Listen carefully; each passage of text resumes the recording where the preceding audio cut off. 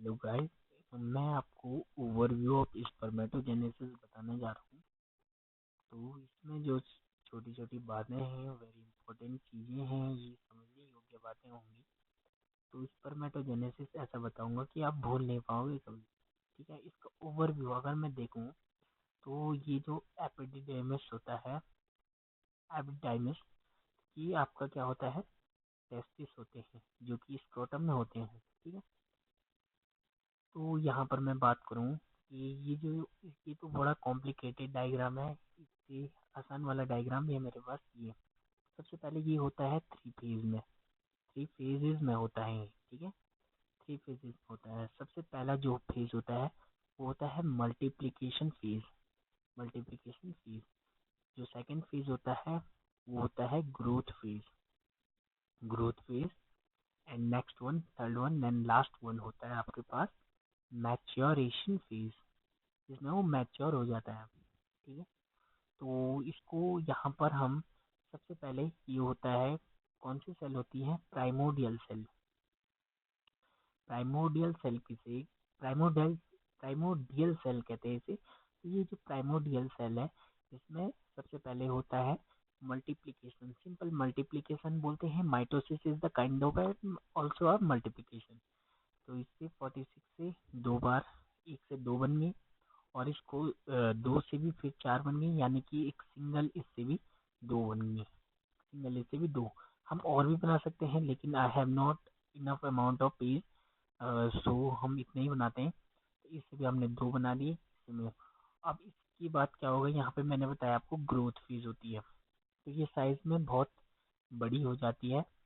तो उसके बाद होता क्या है कि अब इसमें होता है, इसको हम, लेकिन सबसे पहले यहाँ पर इसको हमने प्राइमोडियल सेल कहा। उसके बाद ये जो बना यहाँ पर, ये इसको बोलते हैं हम स्पर्मेटोगोनियम।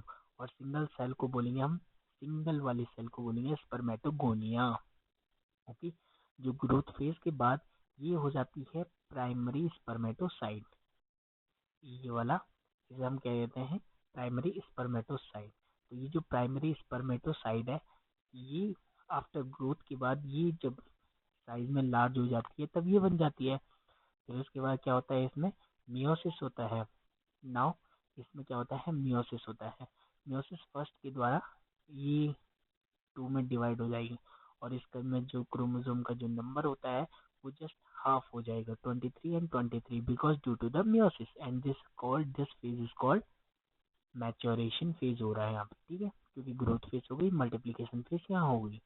अब क्या होगा कि इसमें आप देख सकते हो क्या हो रहा है यहाँ पे ये हो रहा है कि अब मियोसिस फर्स्ट हो गया, इसको हमने कहा, ये जो ग्रोथ फेज के बाद बनी थी वो बनी थी प्राइमरी स्पर्मेटोसाइट, लेकिन जो दूसरी बनी वो बनी सेकेंडरी स्पर्मेटोसाइट। ग्रोथ के बाद जो डिवीजन हुआ मियोसिस फर्स्ट, उसके बाद बना सेकेंडरी स्पर्मेटोसाइट सर।